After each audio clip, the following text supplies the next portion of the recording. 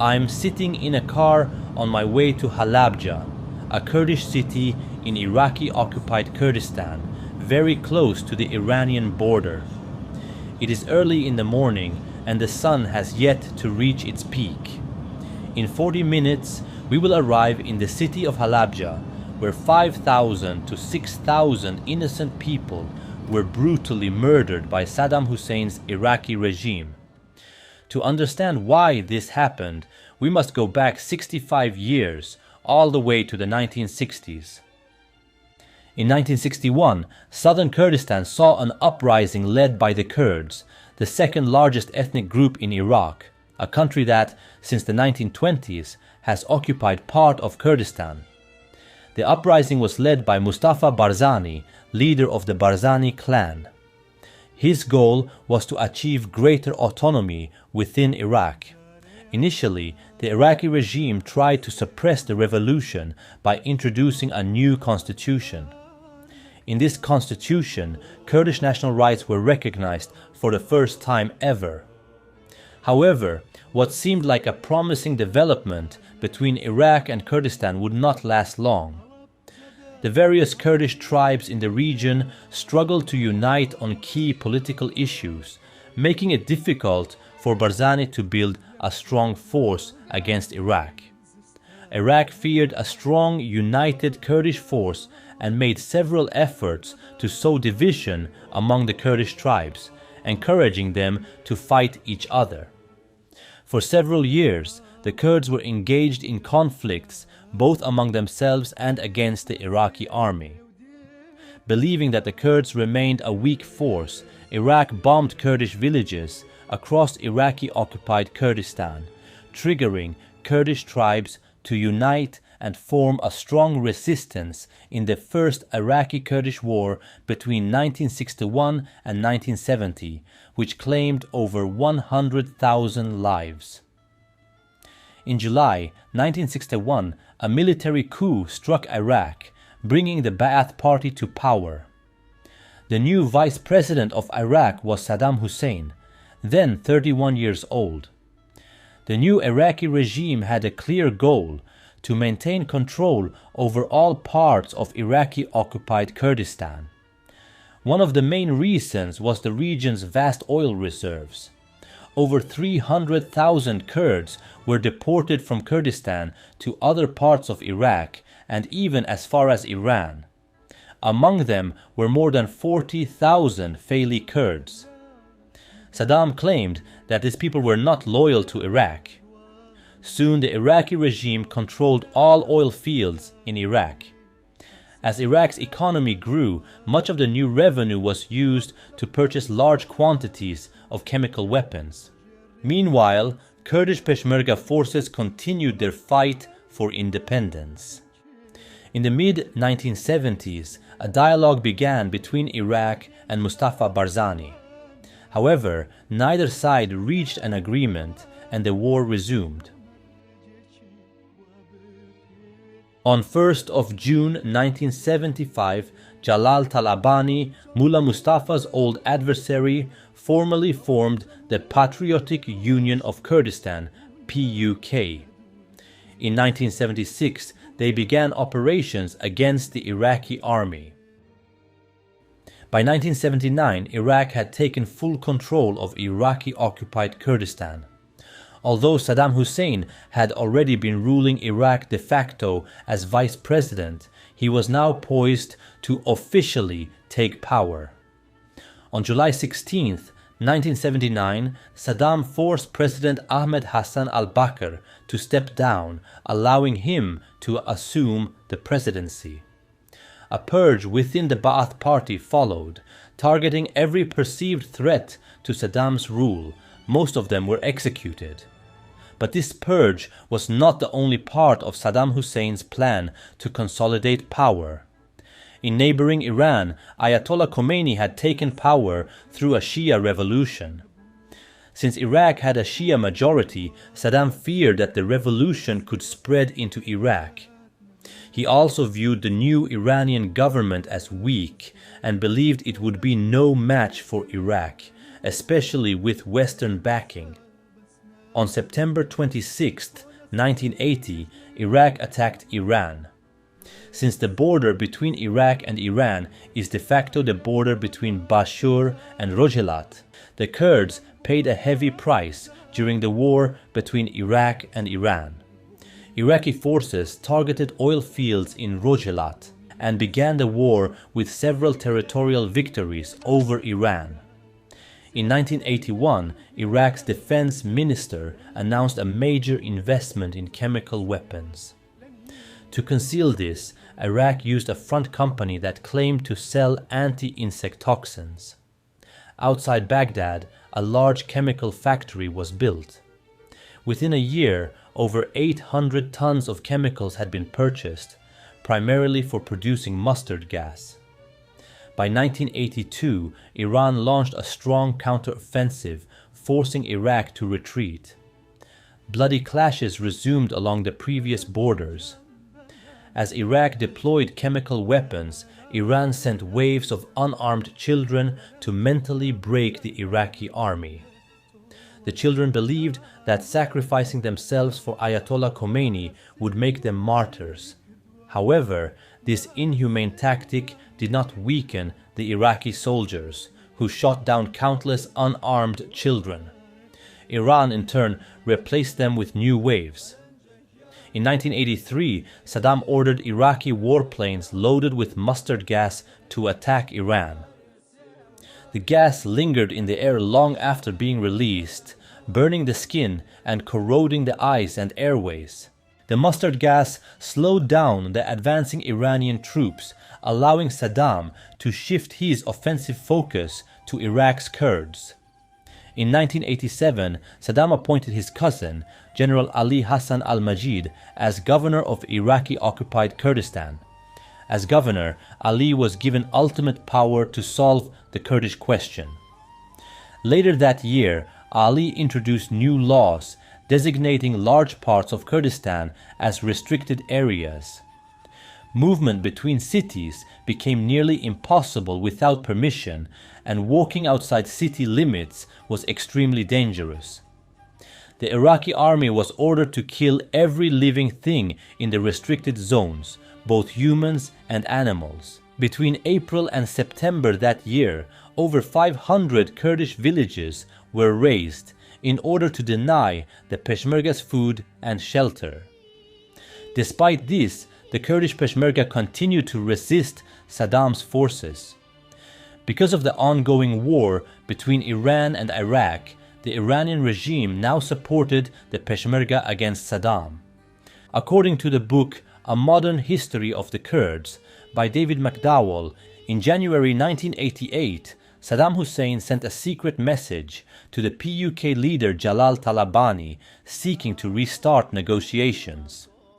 Jalal Talabani refused, furious over the many thousand Kurds who had been slaughtered during the ongoing Iraqi offensive against the Kurds, and he demanded a change of ruler before talks were to start between the two. By February 1988, Saddam sought a final solution to the Kurdish problem. He ordered Ali to implement the final stage of their plan, a move that would earn Ali the notorious nickname Chemical Ali. These plans became known as the Al-Anfal campaign, named after chapter 8 of the Quran, which Saddam used as a justification for his campaign against the Kurds. The initial beginning of Al-Anfal had the goal to destroy the PUK and take control of the Dukan Dam. For most part of February, the Patriotic Union of Kurdistan and Saddam's army were under heavy clashes, resulting in heavy casualties on both sides. On March 15, 1988, the PUK liberated Halabja, inflicting heavy losses on the Iraqi army. People celebrated, though many remained wary of Saddam's next move.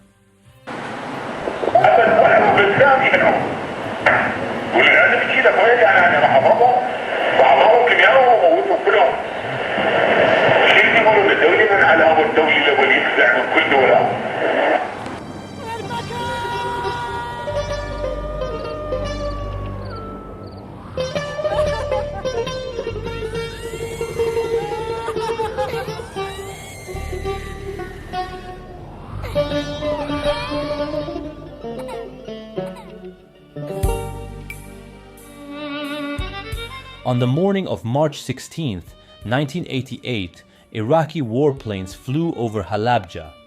Each time they passed, they released mustard gas.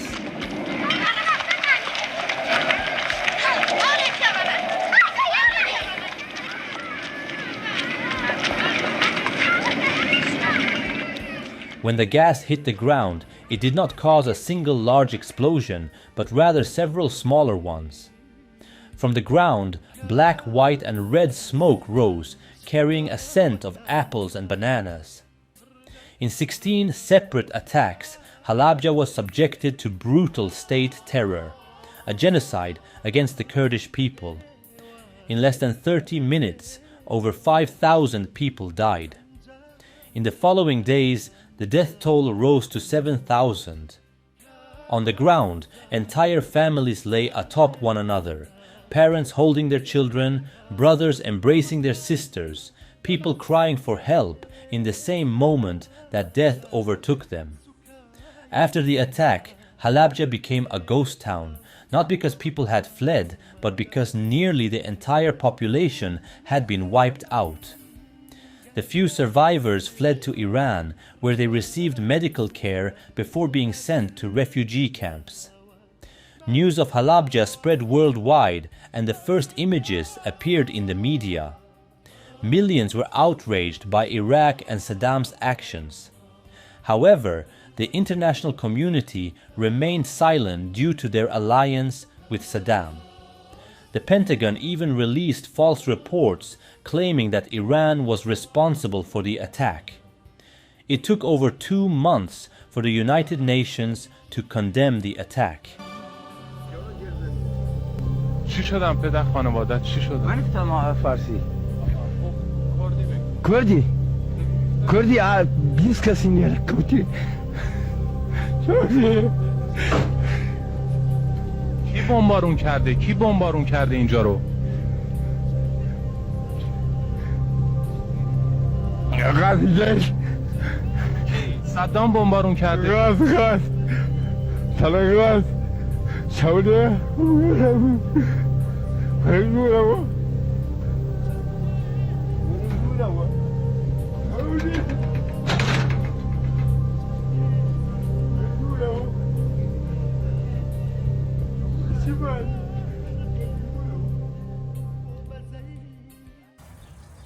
Alright, so I am right now at the cemetery of Kurdish victims of Halabja, and right here we have the graves of all these people.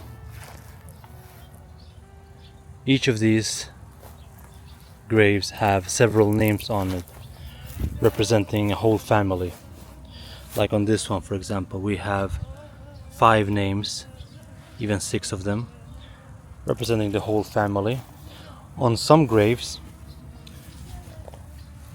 you can see that one of the names are written in a more green color, and that green color represents a person who is yet to be found, who is still missing. And all of these graves make up a number of these victims, not all of them.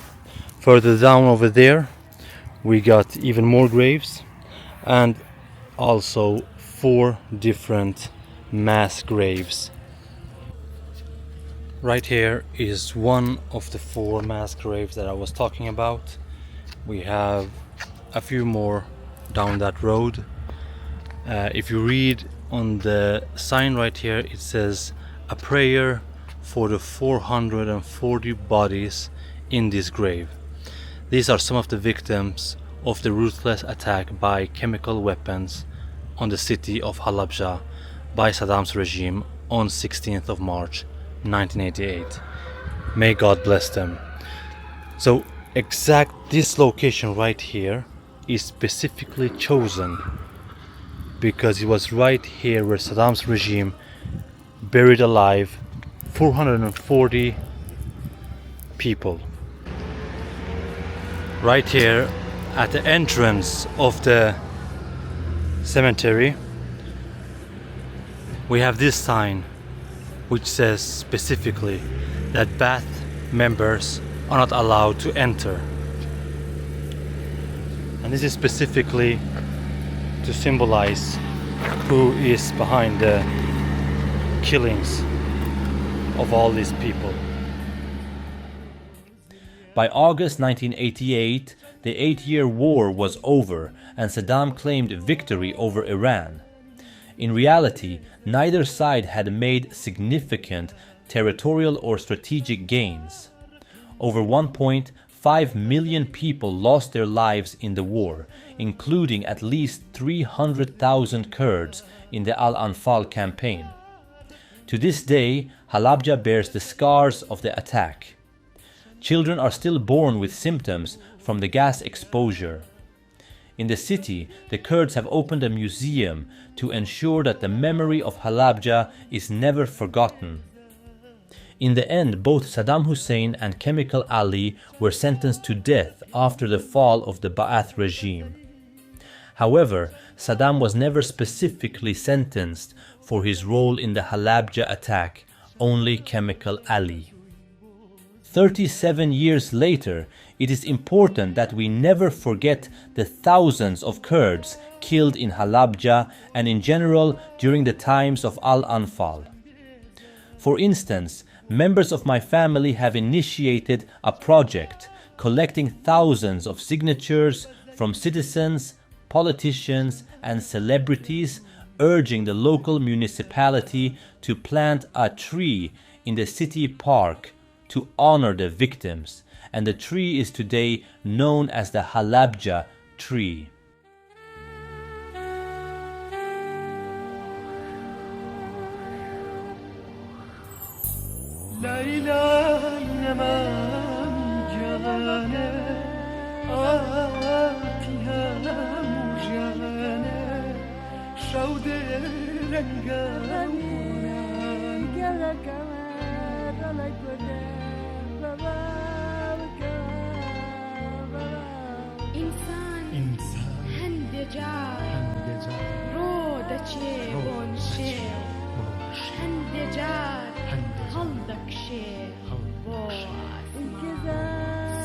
Kız ne kadar olacak?